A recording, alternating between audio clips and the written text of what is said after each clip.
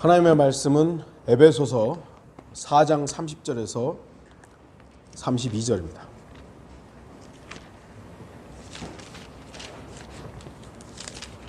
에베소서 4장 30절에서 32절 말씀입니다.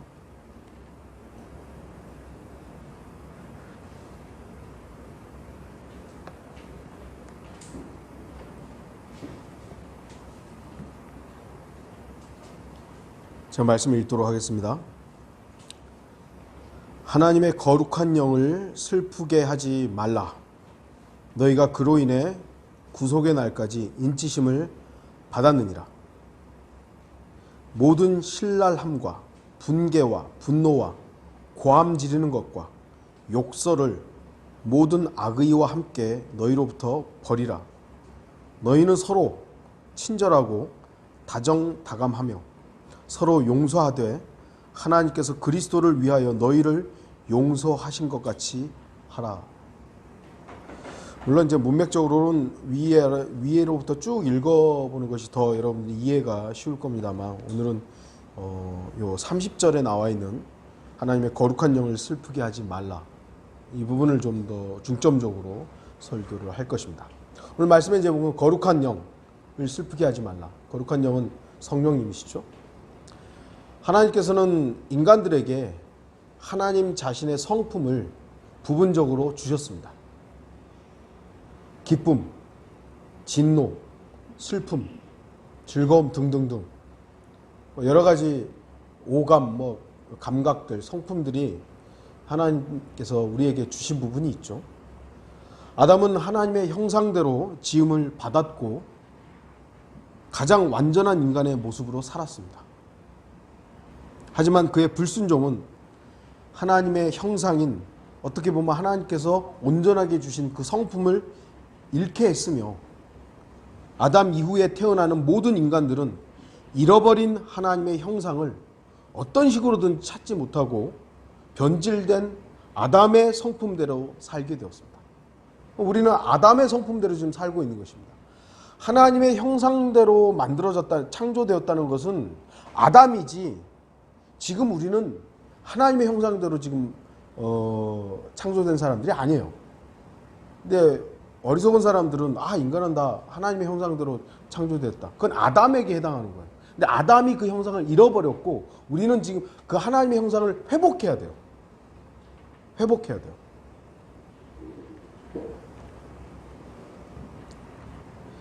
그나마 보통 사람들에 비해서 조금 나은 사람에게 우리는 인품이 뛰어나다고 말하죠. 저 사람 인품이 참 뛰어나다고. 그리고 그보다 좀 못한 사람을 성품이 좋다는 말을 합니다. 또 그보다 좀 더 못한 사람들은 성격이 좋다는 말을 하기까지 합니다. 저 사람, 그래도 이건 다 긍정적인 거죠. 저 사람 성격 좋아. 근데 이 사람 그거보다 조금 더 나은 사람 성품이 좀 좋아. 근데 그거보다 더 나은 사람, 인품이 참 뛰어나다고 이렇게 평가를 하죠. 그러나 좋은 면보다 단점들이 많아 보일 때는 우리가 뭐라고 합니까? 저 성질을 하고는, 성깔 하고는, 이렇게 이제 얘기를 하죠. 근데 그거보다 좀 더 이제 성깔도 안 좋고 저 싸가지 없다고 말하죠. 싸가지가 없다. 그리고 완전히 병적으로 문제가 있는 사람을 가리킬 때 우리는 또라이 또는 사이코라고 말합니다. 완전 그 사람들에 대해서 우리는 평가를 그냥 완전히 나쁘게 하는 것입니다. 그러면 저와 여러분들은 남들이 봤을 때 저를 뭐라고 할까요? 저 또라이. 아니면 그래서 저 사람은 좀 성깔이 좀 있네, 성품이 있네. 어떤 식으로 인간을 부르든 현재 사람들은 누구든지 죄인으로서 잃어버린 하나님의 형상을 찾지 못하면 영원한 슬픔과 고난에서 벗어나지 못합니다. 하나님의 성품을 회복하지 못하면, 하나님의 형상을 회복하지 못하면 그 사람은 영원한 저주 가운데 살아가야 합니다. 영원한 또라이로, 사이코로 살아가야 되는 거죠. 왜냐하면 온전한 하나님의 형상을 잃어버렸기 때문입니다. 잃어버린 하나님의 형상을 다시 찾으려면 우리의 땀이나 노력이 아니에요. 내 인품을 개선한다고 해서 되는 게 아닙니다. 오직 온전한 하나님의 형상이신 주 예수 그리스도를 영접해야만 하는 겁니다. 나를 개선시켜서 하나님의 형상을 회복할 수 없어요. 하나님의 형상이신 예수 그리스도를 회복했을 때, 영접했을 때 그 형상으로 우리가 회복되는 것이죠. 예수 그리스도만이 온전한 하나님이시고 하나님의 완벽한 성품을 가지신 유일한 분이시기 때문에 예수 그리스도를 영접해야만 하나님의 형상을 회복할 수 있는 것입니다. 한 죄인이 하나님의 형상을 잃어버린 채로 태어나 불순종한 아담의 성품대로 살았지만 예수 그리스도를 개인의 구주로 영접하는 순간 예수 그리스도를 통해 하나님의 형상을 찾고 성령을 통해서 하나님의 성품을 찾게 되는 것입니다. 그러니까 우리는 어떻게 보면 구원받기 전에, 거듭나기 전에는 내 성깔대로 살았던 거예요. 그거 이외에는 없었죠. 그런데 예수 그리스도를 영접함으로 인해서 성령님께서 하나님의 성품을 우리에게 주시는 거예요. 그래서 우리는 죄에 대해서 갈등을 하는 겁니다. 물론 구원받지 않았더라도 양심을 통해서 갈등이 있긴 합니다만 자기 이익 때문에 그 양심도 버리잖아요. 하지만 그리스도인이라면 성령께서 주시는 성품에서 우리의 옛 성품과 이게 갈등하는 겁니다. 이게 바로 우리가 매일 겪고 있는 영적 전쟁인 것이죠.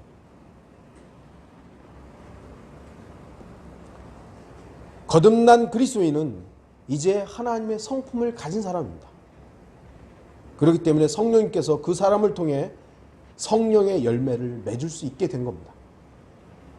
그런데 문제는 성령님을 통해서 기쁨과 즐거움과 평안과 선함과 온유를 누림에도 불구하고 바로 그 성령님을 슬프게 하는 일들이 나를 통해서 일어날 수 있다는 것이 문제입니다. 여러분 중에 어떤 다른 사람이 슬픔에 빠져 있는 모습을 볼 때 즐거우십니까? 누군가가 막 슬픔에 빠져 있고 고난 중에 있는데 그 모습을 보고 즐거워한다면 그건 정신병자죠. 정상적인 사람이라면, 내가 아무리 미워하는 사람이라도 그 사람이 고난 중에 있고 슬퍼한다면 애가 타는 거예요. 그리고 좀 불쌍해 치근해 보이는 것이죠. 그게 정상적인 겁니다. 하물며 그리스도인이라면, 그리스도의 마음을 가진 그리스도인이라면 누군가가 슬픔에 빠져 있는데 거기에 대해서 민감해야 되는 것이죠. 비록 내가 싫어하는 사람이라 할지라도 그가 고통 중에 있고 아픔 중에 있다면 우리가 그를 위로할 수 있는 게 그리스도의 마음을 가진 사람인 것입니다. 우리는 성도로서 성령님을 슬프게 하는 일을 하지 말아야 합니다. 왜냐하면 성령님은 인격을 가지신 분이시기 때문입니다. 우리가 그걸 성경적으로 위격이라고 하죠. 위격이라고 말합니다. 우리 개인의 인격은 person이라고 사용을 하죠. 인격 그러죠. 근데 성령님과 성부 하나님과 아버지 하나님과 아들 하나님과 성령 하나님 각 분이 다 인격을 가지고 계신 거예요. 이게 바로 삼위일체죠. 이걸 우리는 완벽하게 설명하지 못해요. 그러면서 하나님이 세 분이냐? 그건 아니죠. 하나님은 한 분이시죠. 그런데 아버지 하나님과 아들 하나님과 성령 하나님이 각각의 인격이신 위격을 가지고 계시는 거예요. 야, 이걸 어떻게 설명해요? 아까도 말씀드렸듯이 만약 이걸 완전히 설명할 수 있다면 우리가 하나님이죠. 우리는 이걸 완벽하게 설명할 수 없어요. 그러나 성경이 아버지와 아들과 말씀은 성령은 하나이시다 했기 때문에 우리는 그대로를 그냥 믿는 거예요. 이해해서 믿는 게 아니라 기록된 걸 믿는 거예요. 믿었기 때문에 그냥 받아들이는 것이죠. 이해되는 것이죠. 오늘 본문은 성령님의 인격적인 부분을 잘 나타내 줍니다. 성령님을 슬프게 할 수 있다는 건 성령님이 슬픔을 가질 수 있다는 거예요. 우리가 갖는 감정을 성령도, 하나님이신 성령도 슬픔이라는 감정을 갖는다는 거예요. 성령님은 여호와 증인들이 말하는 것처럼 어떤 힘이나 능력이 아닙니다. 여호와 증인들이 생각하는 성령은 그냥 어떤 파워예요. 하나님의 능력, 힘이에요. 그래서 성령을 슬프게 하지 말라는 말이 그들에게는 용납이 안 돼요. 어떻게 성령을 슬프게 해? 그냥 힘인데? 능력인데? 근데 성경은 하나님의 거룩한 성령을 슬프게 하지 말라. 그렇다면 이거는 반대로 말 성령은 슬퍼할 수 있다는 거잖아요. 우리처럼 감정을 가지고 있다는 겁니다. 오늘 본문에서는 하나님의 거룩한 영이신 성령을 슬프게 하지 말라고 말씀하고 있고요. 사도행전 7장 51절에서는 성령을 거역하지 말라고 하는데, 그렇다면 뭐예요? 성령을 거역할 수 있다란 말이죠. 성령님께서 역사하시는데도 인간은 얼마나 교만한지 그 성령님, 하나님의 역사를 거역하는 거예요. 대적하는 겁니다. 그리고 데살로니가전서 5장 19절에서는 성령 하나님을 소멸할 수 있다라고 말씀하는 거죠. 거룩한 영을 소멸된, 물론 이 소멸이라는 게 없어져 버리는, 성경의 용례상 없어져 버리는 걸 말하는 건 아니죠. 제한하고 억제하는 걸 말하는 거죠. 인간은 그럴 능력이 있어서가 아니라 그렇게 한다라는 거예요. 인간이 무슨 대단한 능력이 있어서 성령님을 대적하고 뭐 성령님을 소멸하겠어요? 그런 게 아니라 자신의 의지로서 선택을 다르게 함으로 인해서, 악한 것을 선택함으로 인해서 성령님의 역사하심들이 제한된다는 거예요. 성령님이 능력이 없어서 제한되는 것이 아니라 그 영역에 있어서 하나님께서 그 부분을, 인간을 다루지 않는다라는 거죠. 우리는 나 자신의 감정이나 마음의 상태를 얼마나 중요시합니까? 굉장히 우리는 다 개인주의자들이에요. 그래서 내 마음을 상하게 한다. 그게 아내가 됐든 남편이 됐든 발끈합니다. 내 감정을, 마음의 상태를 굉장히 중요시 여깁니다. 그렇다면 이제 성령님의 감정이라고 할 수 있는 성령님의 슬픔에 대해서 우리는 어떻게 반응해야 하는가? 나의 감정에 대해서는 발끈발끈 하는데 성령님은 이렇게 슬퍼하실 때 우리는 어떻게 해야 하는가 하는 것이죠. 거룩한 영을 슬프게 하지 말아야 하는 이유가 있습니다. 슬픔이란 단어, 이 단어는요, 단순하게 그냥 슬퍼하는 것 이상의 의미입니다. 비통해하다, 몹시 슬퍼한다, 이런 단어의 의미입니다. 그러니까 단순한 그냥 슬픔 그 이상의 강력한 슬픔을 말하는 거예요. 물론 슬픔은 분명히 인간만의 감정은 아닙니다. 동물도 슬퍼하고 눈물 흘릴 줄 압니다. 동물들도 보니까 굉장히 슬퍼하는 모습이 있더라고요. 그래서 성경을 보면은 어미와 새끼를 같이 잡지 말라 그러잖아요. 어미가 있는 앞에서 새끼 잡지 말래요. 성경에 배려가 있죠.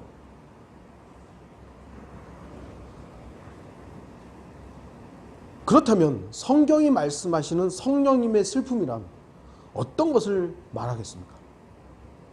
성령님의 슬픔이란 성령님도 어떤 것들을 통해서 마음 아파하시고 고통스러워하시며 눈물을 흘릴 수 있다는 것을 의미하죠. 과연 성령님께서 무엇 때문에, 누구 때문에 슬퍼하시겠습니까? 공교롭게도 구속의 날까지 인침을 받은 너희 때문이라고 말합니다. 본문에서 말씀하시는 구속의 날까지 인침을 받은 너희는 누구입니까? 그것은 바로 저와 여러분입니다. 구원받은 하나님의 아들들을 말하는 겁니다. 하나님의 거룩한 영을 슬프게 하지 말라. 너희가 그로 인해 구속의 날까지 인침을 받았느니라. 너희가 구속의 날까지 인침을 받았는데 거룩한 영을 슬프게 하지 말아라. 그렇다면 이 너희 때문에 거룩한 영이신 성령님이 슬퍼하신다는 거예요. 바로 저와 여러분 때문에. 다른 누군가가 아니에요. 성령님께서는 죄인들 때문에 슬퍼하고 아파하는 것이 아닙니다. 성령님은 죄인들을 위해서는 안타까워하시고 인내하는 거예요. 오래 참으시죠. 그들 때문에 슬퍼하지는 않습니다. 그런데 바로 우리 그리스도인들 때문에 성령님은 슬퍼하실 수 있다는 겁니다. 그래서 그리스도인은 하나님의 거룩한 영이신 성령님을 슬프게 해서는 안 됩니다. 왜냐하면 성령님은 구속의 날까지 우리를 인쳤기 때문입니다. 인쳤다는 게 뭐예요? 보증을 서신 거예요. 인쳤다는 것은 성령님의 보증이며 성령님의 확증입니다. 성령의 인침은 곧 우리 그리스도인들의 구원의 영원한 보장을 말합니다. 구원의 영원한 보장은 칼빈주의만의 교리가 아닙니다. 구원의 영원한 보장은 성경의 약속이죠.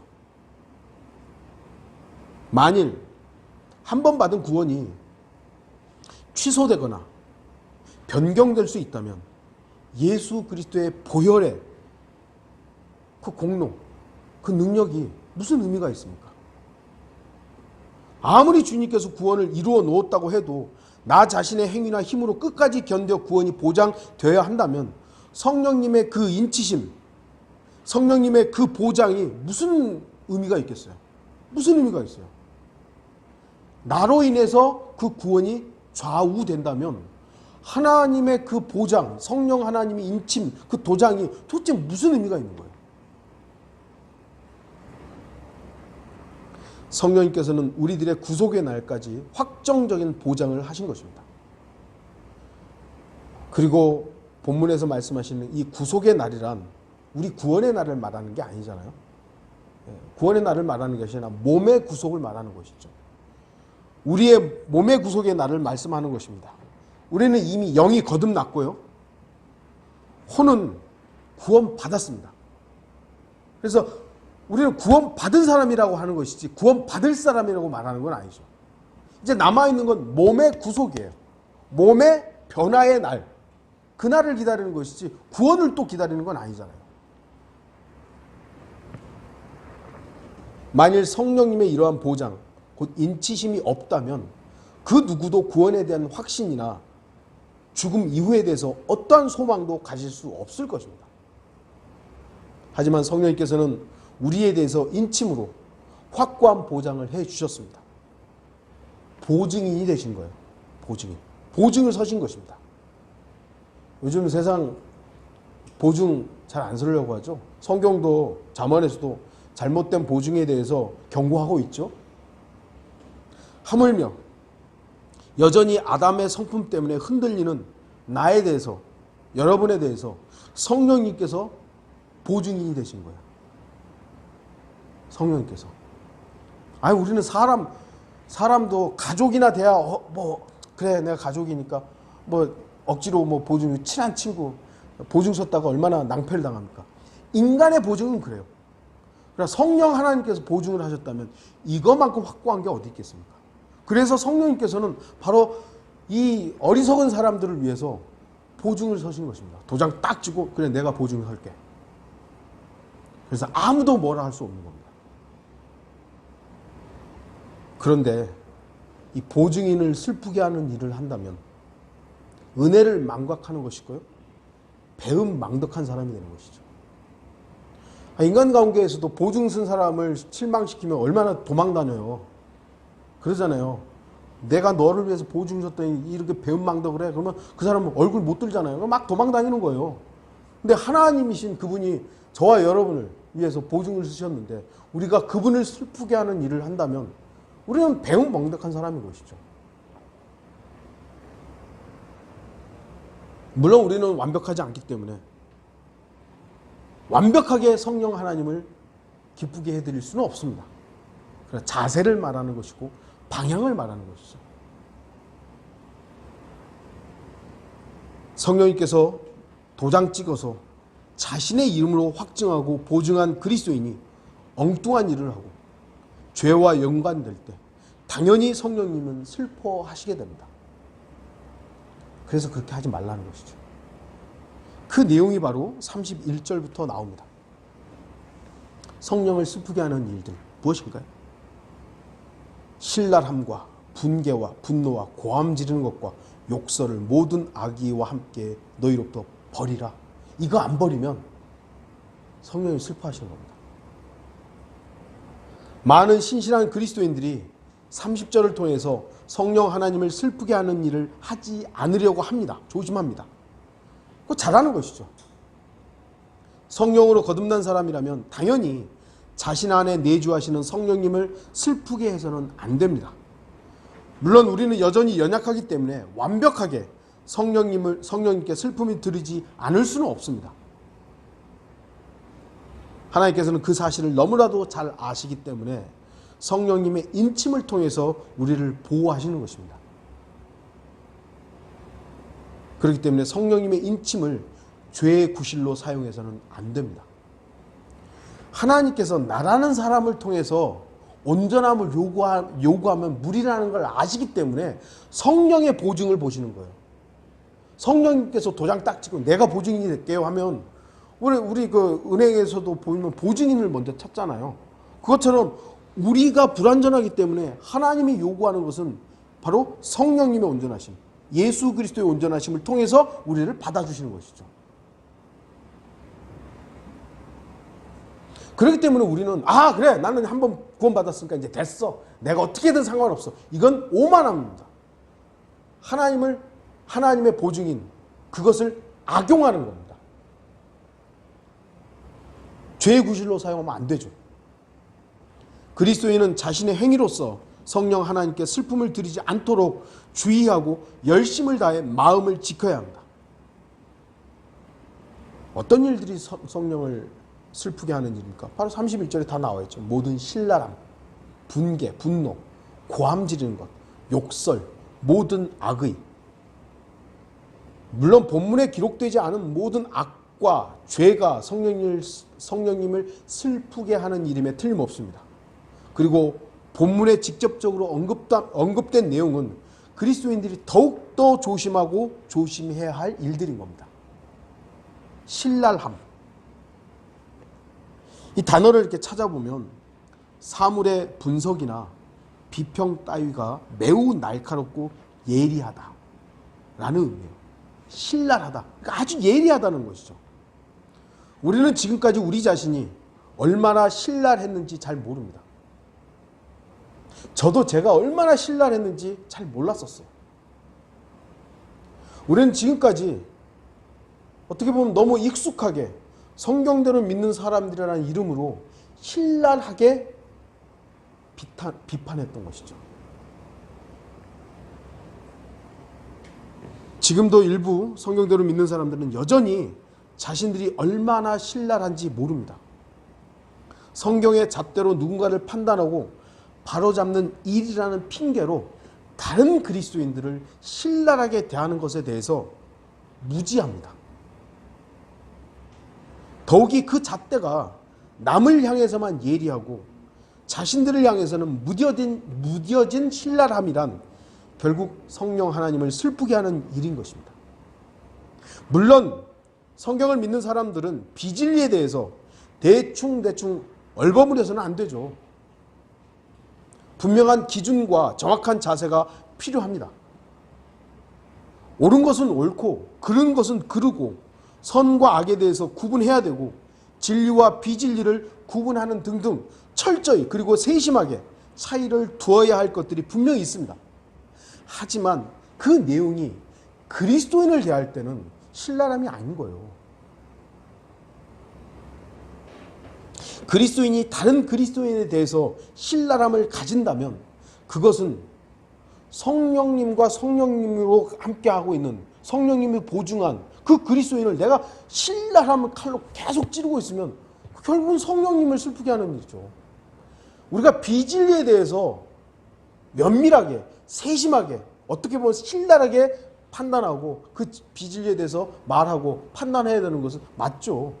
그러나 그 대상이 그리스도인일 때 우리는 모든 신랄함을 버리라고 그러잖아요. 버리라고.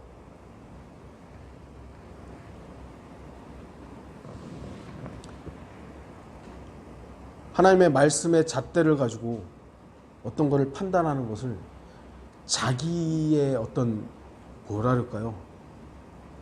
자기에게만 준 하나님의 사역이라고 착각하는 것은요. 우리가 주의해야 되는 겁니다.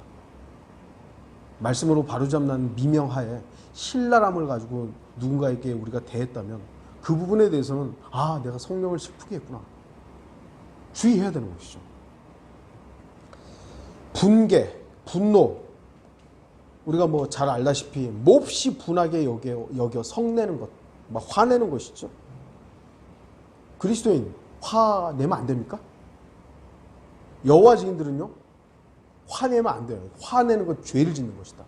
그래서 야, 여호와 증인들하고 말하다 보면요, 진짜 그 사람도 화 안 내요. 죄송합니다. 제가 슬슬 약을 올려봤는데도요, 진짜 화 안 내요. 네. 그러네요. 성경이 말하는 것은요, 화를 내지 말라가 아니에요. 화를 내되, 예수님도 화냈고요, 사도 바울도 화냈고요, 베드로도 화냈고요, 많은 그리스도인들이 화냈습니다. 저도 화낼 줄 압니다. 근데 성경이 말씀하는 것은 에베소 4장 26절에 바로 앞에 나와 있죠.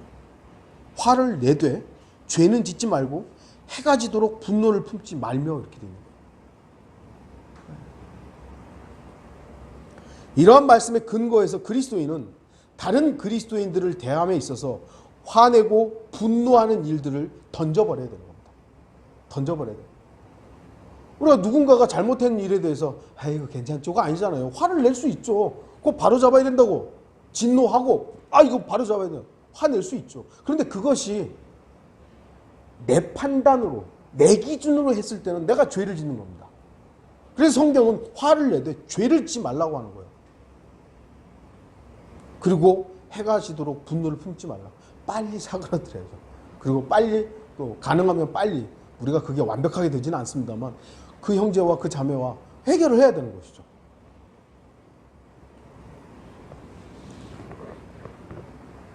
우리가 그렇게 못하는 이유가 무엇입니까? 성령님께서 주신 하나님의 성품을 던져버리고 아담의 옛 성품을 여전히 붙잡고 있기 때문입니다. 그래서 화를 계속 내는 것이죠. 그래서 분개하고 분노하는 일을 멈추지 못하는 것입니다. 그렇게 되면 성령님은 슬퍼하십니다. 저는 지금 우리가 완벽하게 그러한 일들을 해야 한다는 것을 말씀드리는 것이 아닙니다. 우리의 지향점과 자세가 어떠해야 하는가를 말씀드리는 것입니다. 성경이 우리가 이렇게 해야 된다, 슬프게 하지 말아라, 우리가 슬프게 하지 말아야 되죠. 그러나 우리가 실제적으로 살아가는 데 있어서 여전히 부족합니다. 그러면 안 해도 되는 겁니까? 그게 아니잖아요. 우리의 방향은 그쪽으로 가야 되는 겁니다. 우리가 마음의 자세는 내가 성령을 슬프게 하지 않는 일을 해야 되겠다, 이 방향으로 가야 되는 것이죠. 자세가 그렇다는 것입니다. 고함 지르는 것이 나오죠. 소리 크게 지르면 그게 다 죄입니까? 그게 다 성령을 슬프게 하는 일입니까? 그렇지 않습니다. 이사야에서는 목소리를 나팔처럼 크게 외쳐, 크게 외치라고 합니다. 아끼지 말고 외치라고 합니다.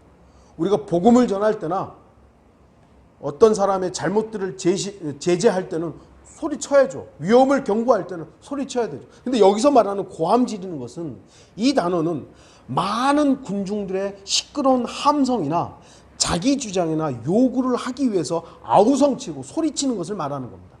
자기 주장을 하기 위해서 막 고함 지르는 거예요. 자기 이익을 위해서 막 소리치는 거, 그걸 말하는 거예요. 우리나라도 집단 이런 행동들이 있죠. 그들이 정치적이 되었던 어떤 요구사항이 되었던 막 집단적으로 행동하는, 고함치고 막 데모하고 막 이런 것들 있잖아요. 성경은 그걸 말하는 거예요. 그거 하지 말라고.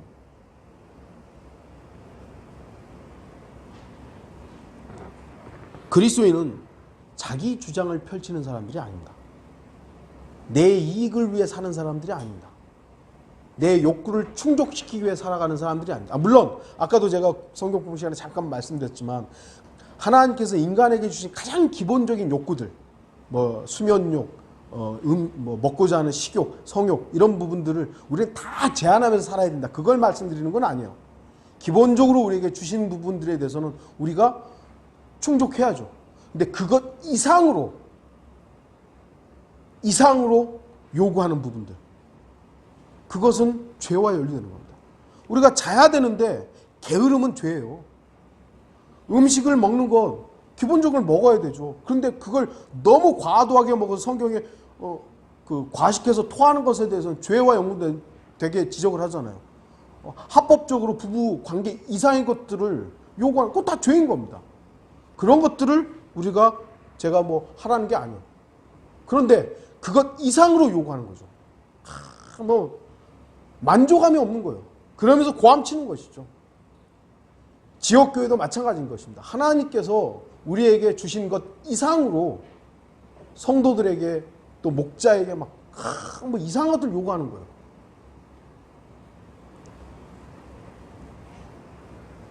그리스도인은 자신의 이익이나 유익을 위해서 고함치는 사람들이 아닙니다. 그리스도인은 하나님의 나라와 그분의 의를 구하는 사람들입니다. 하나님의 나라와 그분의 의를 위해서 소리칠 수는 있어요. 하지만 그리스도인들의 대부분은 조용함 가운데 하나님과 교제하고 동행하는 삶을 사는 겁니다. 자신의 이익과 유익을 위해서 고함치고 소리지르는 것은 성령 하나님을 슬프게 하는 일이라는 것을 알아야 됩니다.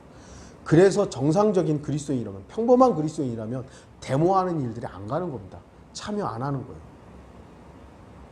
그리스도인은 조용히 주님과 교제하고 하나님의 말씀을 통해서 유익을 얻고, 그런데 복음을 전한다.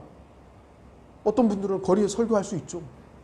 어떤 사람은 개인적으로 만나서 얘기하는데 이게 귀가 잘 안 들리면 좀 소리 크게 해서 소리 지를 수 있죠.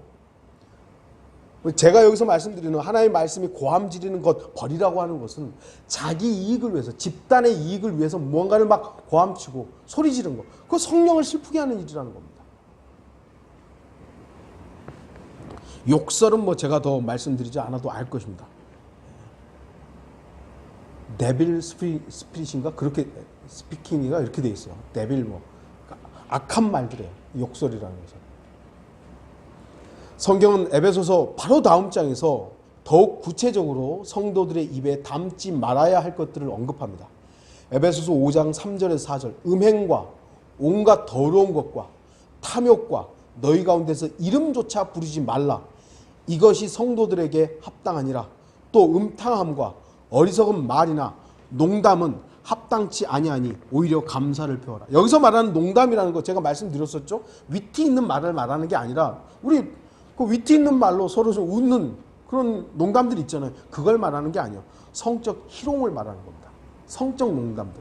그걸 말하는 거예요. 그 그리스도인의 입에서 그런 말들이 나와야 할 이유가 없는 거잖아요. 그런 거는 하지 말라는 거예요. 합당치 아니하니 그랬어요. 이런 것을 했을 때 그렇다면 어떤 거예요? 성령을 슬프게 하는 것이죠. 성령의 보증을 받은 사람, 성령의 보증이신 그분을 내 안에 모시고 있는 사람들이 이런 말들을 통해 가지고 이런 행동들을 할 때 성령님께서 그 안에서 얼마나 괴로우시겠어요. 우리가 자녀가 지 마음대로 살고 말도 안 들을 때 부모의 입장에서, 바로 앞에 있는 부모의 입장에서 얼마나 마음이 아파요. 그런데 성령님은 우리 옆에 있는 게 아니라 우리 안에 계시잖아요. 예수 그리스도를 통해서.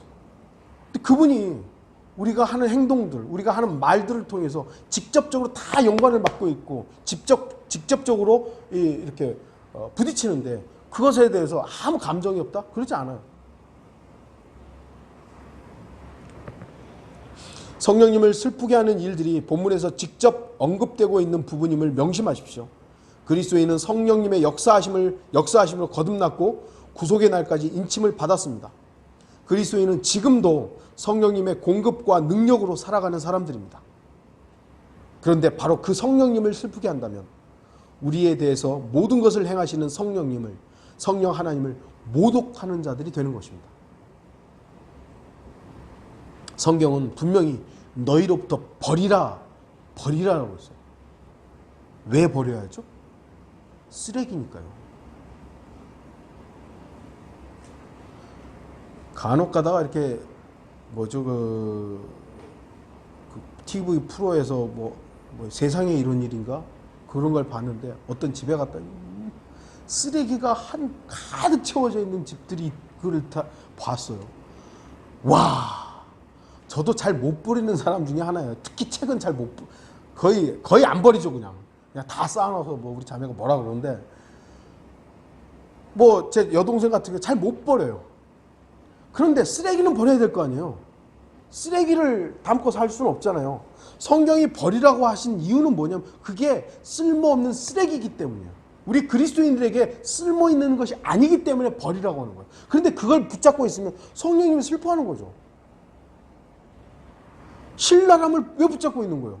성경이 버리라 그랬는데. 여기 지금 소리치는 고함 지르는 거 버리라 그랬는데, 욕설 버리라 그러는데 그걸 붙잡고 있는 거예요. 어리석은 것이죠. 사실 이러한 것들은 여전히 나의 육신 안에 들어있기도 합니다. 여전히 우리의 옛 아담의 성품 가운데 여전히 있는 것들이에요. 그러면 이거를 활용해야 됩니까? 아니죠. 쓰레기로 여겨야 되는 것이죠. 그리고 사용하지 말아야 되죠. 저도 그저께 이제 막 설교 준비하는데 이게 떠올랐는데 그 책을 제가 샀거든요. 근데 이렇게 막 쌓여있다 보니까 못 찾는 거예요. 그래서 다 꺼내가지고 찾는데도 안 나와요. 그게 필요한데. 분명히 내가 산 책인데. 결국 찾았어요. 이제 막 뒤져가지고 이제 찾았는데. 그러다 보니까 이게 이게 책상과 책꽂이 그 옆에 이제 차곡차곡 쌓는 것까지 다 꺼내봤어요. 거기 제가 안 쓰는 물건들이 거기 가 있는 거예요. 그거 1년 이상 안 쓴 것도 뭐였죠? 쓰레기인 거예요. 쓰레기가 된 거죠. 안 쓰는 거예요, 안 쓰는 거. 그러면 그건 이제 버려야 되는 거죠. 그래서 조금 이제 버렸습니다만, 성경이 바로 우리가 버리라고 하신 이유는 그것이 우리의 성품 가운데 있지만 쓰지 말라는 거예요. 쓰레기로 여기라는 거예요.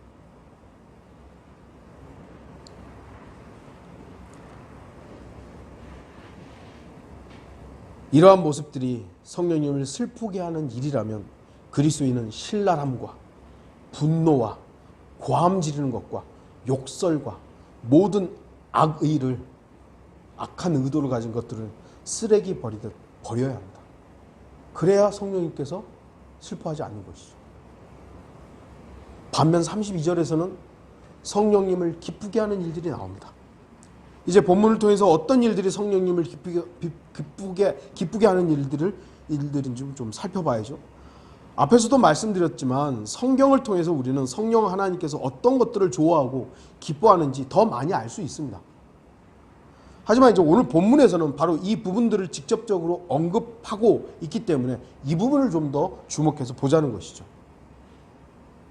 너희는 서로 친절하고, 이 대상은 분명히 30절의 너희였죠.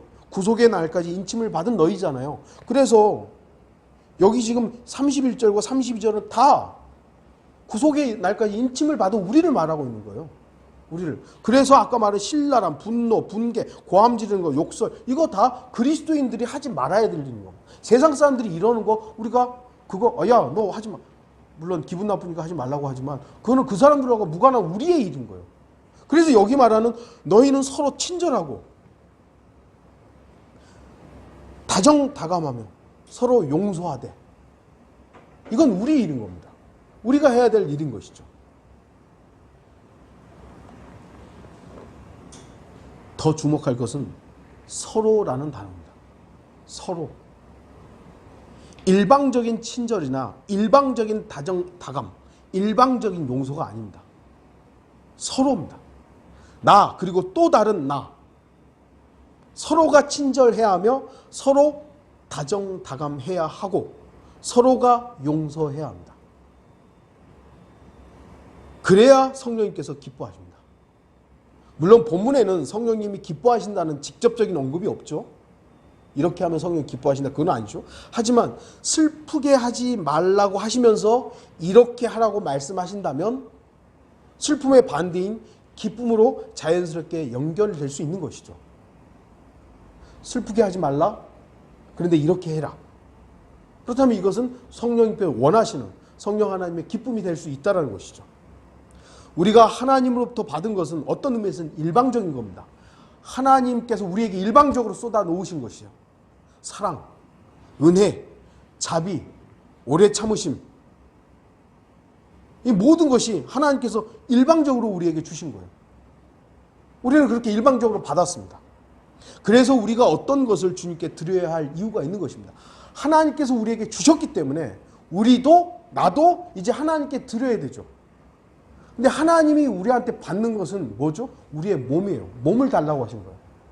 몸을 주면 이제 그 몸을 받으시고 서로 하라고 하는 겁니다. 서로 하라고.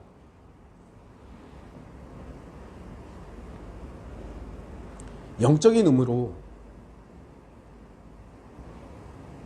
다른 누군가에게 행한 것들이 바로 주님께 행한 것이 된다는 말씀, 여러분들 교리적으로만 생각하지 말고 영적으로 잘 주목하십시오.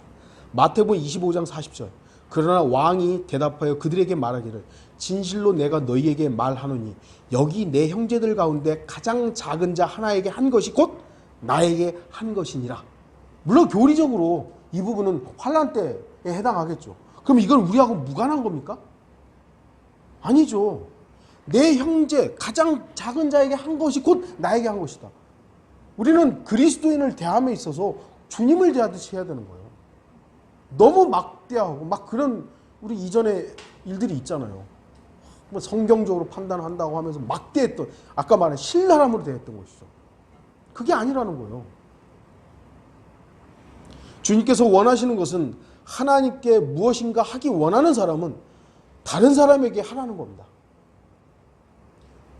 요즘에 계속 제가 강조하죠. 섬김이라는 게 뭐냐 도대체. 우리가 예수 그리스도 섬기러 여기 왔는데 도대체 안 보이는 주님 어떻게 섬길 거냐 이거예요. 내 옆에 계시지도 않고 내 안에 계신데 어떻게 섬길 거냐. 저 안에 있는 다 주님이 있는데 바로 그 형제를, 그 자매를 섬기는 게 곧 주님을 섬기는 거 아니겠습니까?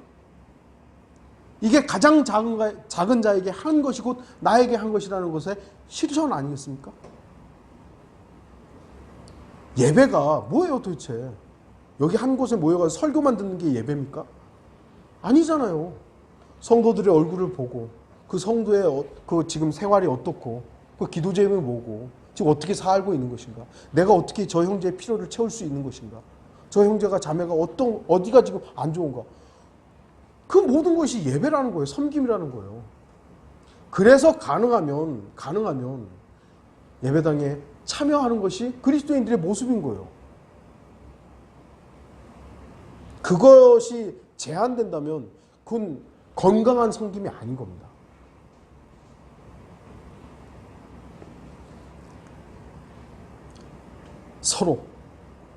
서로라는 것을 분명히 주목하십시오. 주는 것이 받는 것보다 복이 있다라는 말씀도 여러분들 기억하십시오. 하나님께서는 일방적이지만 우리는 서로입니다. 우리는 서로예요. 왜냐하면 하나님은 완벽하지만 우리는 불완전하기 때문에 서로 해야 되는 겁니다. 하나님은 완벽하시기 때문에 완벽한 사랑을 줄 수 있어요. 모든 것을 완전하게 주실 수 있어요. 그러나 우리는 하나님이 아니기 때문에 서로 불완전해요. 그래서 서로 보완들을 채워줘야 되는 겁니다. 그리스도인은 친절해야 합니다.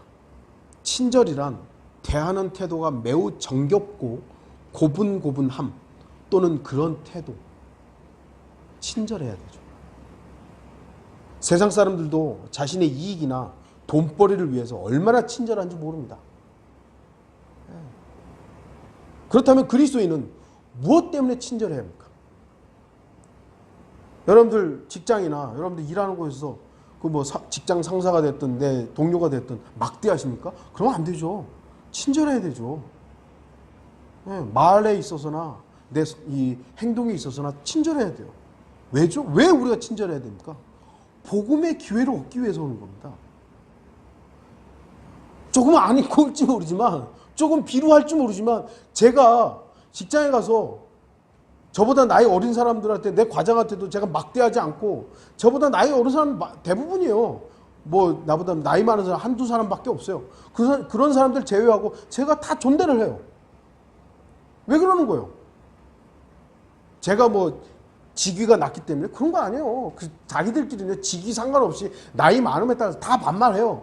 근데 저는 안 그래요. 왜냐하면 언젠가는 하나님께 주시는 복음의 기회를 얻기 위해서요. 복음의 기회를 얻기 위해서 친절하는 게 뭐 잘못된 겁니까? 왜 이렇게 그리스도인이 당당해야지 이렇게 비루하게 하냐고. 아니요, 저는 복음의 기회를 얻기 위해서 누군가가 저를 비루하게 생각할지는 모르지만 저는 친절하게 할 겁니다. 여러분도 그러해야 한다고 저는 생각해요. 왜냐하면 성령님께서 기뻐하는 성품이 바로 친절이기 때문이에요. 또한 그리스도인은 다정다감해야 합니다. 저는 한글 킹제임스 성경이 이렇게 다정다감이라고 번역한 부분 너무 좋아요. 개역 성경은 불쌍히 여겨라고 이렇게 번역을 해놨어요. 그리고 다른 그 킹제임스 성경 번역본에서는 부드러운 마음 이렇게 번역을 했습니다. 다정다감. 얼마나 많은 의미를 포함한 얼마나 좋은 번역인지 모르겠어요. 다정다감이란 정이 많고 감정이 풍부하다라는 뜻입니다. 한국 사람들의 특징이 바로 이 정이잖아요. 정이. 그러면 이 정 때문에, 그러니까 정이라는 것은요, 좋은 점도 있지만 나쁜 점도 있어요. 정이 한국 사람들의 근데 특징이에요. 정. 우리 그걸 거부한다 그래도요, 다 있어요. 물론 이놈의 정 때문에 일을 그르치는 경우도 허다하고요. 어떤 일들을 바로잡아야 되는데 조심하고 해야 되는데 이게 이놈의 정 때문에 못하는 경우들이 있어요. 저 역시 또 그러고요. 잘못을 했는데도 그놈의 정 때문에 눈 감아주고 뭐 지적을 못하고 정 때문에 일을 그르치는 경우들이 허다합니다.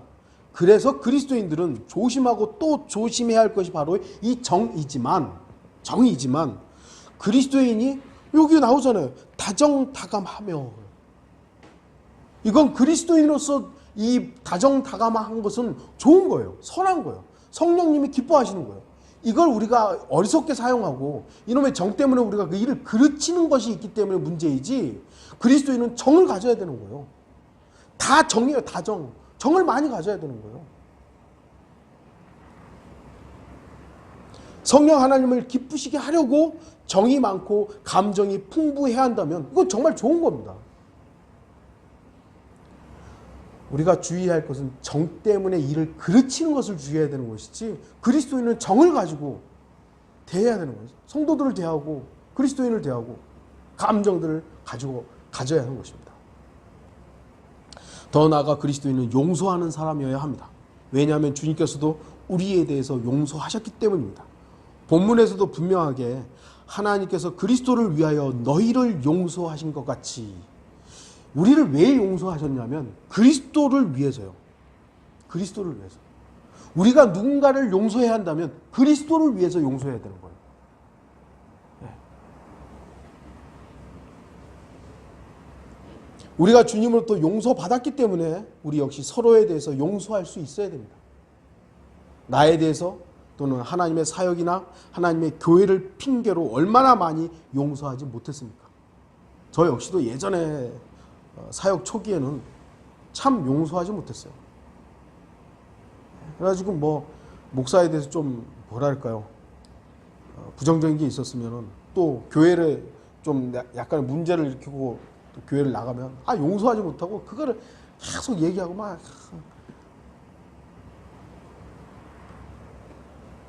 하나님의 교회라는 이유로, 뭐 하나님의 사역이라는 이유로 막 판단하고 그랬죠. 하지만 하나님의 성품으로 본다면 용서하지 못할 것은 아무것도 없습니다. 저는 물론 완벽하지 못해요.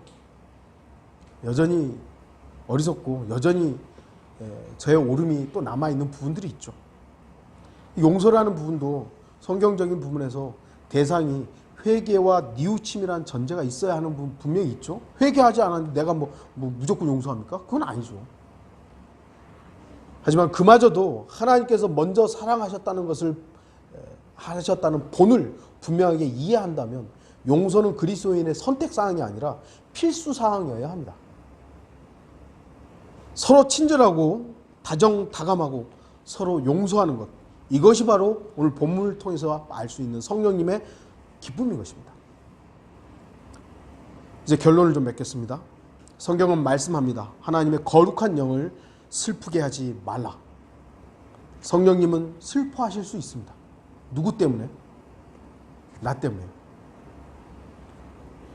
그 대상이 바로 나이기 때문에 나로 인해서 성령님이 슬퍼하신다면 정말로 수치스러운 일인 것입니다. 그렇다면 나는 성령님을 슬프게 하지 않아야 하는 것이죠. 누군가를 슬프게 하는 일은 누구에게나 지탄받을 만한 일입니다. 여러분 중에 누군가를 슬프게 했어요. 그러면 여러분 칭찬하십니까? 아니죠. 저 사람 지금 대단히 잘못하고 있다고. 특히 그리스도인이 성령 하나님을 슬프게 하는 것은 참으로 어리석은 일이며 즉각적으로 버려야 할 일입니다. 나 자신에게 인격이 있고 성격이 있어서 누군가 나를 슬프게 하고 화나게 하는 일에 대해서 참지 못할 때가 많이 있습니다. 마찬가지로 성령님께서도 슬퍼하시고 화낼 수 있다는 사실을 잊지 마시기 바랍니다. 그래서 성경도 그리스도인이 계속 자기 육신으로 살고, 그래서 사도 바울은 죄 가운데 마귀에 넘겨준다고까지 얘기를 하잖아요. 왜 그렇겠어요? 성령님의 슬퍼하심을 그리스도인들이 더 이상 함께 목도할 수가 없기 때문에 그래, 네 알아서 살아라. 그 정도까지 가면 안 되는 것이죠. 거기까지 가면 안 되는 것이죠. 우리의 육신적이고 더러운 일들을 버려야 합니다. 그래야 성령님을 슬프게 하지 않습니다. 더욱이 본문에서 말씀하시는 신랄함, 분개, 분노, 고함 지르는 것, 욕설, 모든 악의를 쓰레기 버리듯 치워버려야 합니다. 그리고 성령님께서 기뻐하시는 일들에 참여하십시오. 친절하고 다정다감하고 용서하는 것은 분명히 누구나 인정할 수 있는 선한 일입니다. 구원받지 않은 사람들도 이거 좋은 거 다 알아요. 그런데 그리스도인이 이 분명한 사실을 우리가 실행하지 않는다면, 참여하지 않는다면 어떻게 되겠습니까? 하지만 이러한 성령님 기뻐하시는 일이 일방적인 것이 되지 않도록 서로에 대해서 친절하고 다정다감하고 용서하는 그리스도인이 되기를 바랍니다. 이러한 일들이 성령님 안에서 지속될 때 우리는 성령님을 슬프게 하는 것이 아니라 성령님께 기쁨을 드릴 수 있는 의정부 베델 성도들이 될 것입니다. 다 같이 기도하시겠습니다.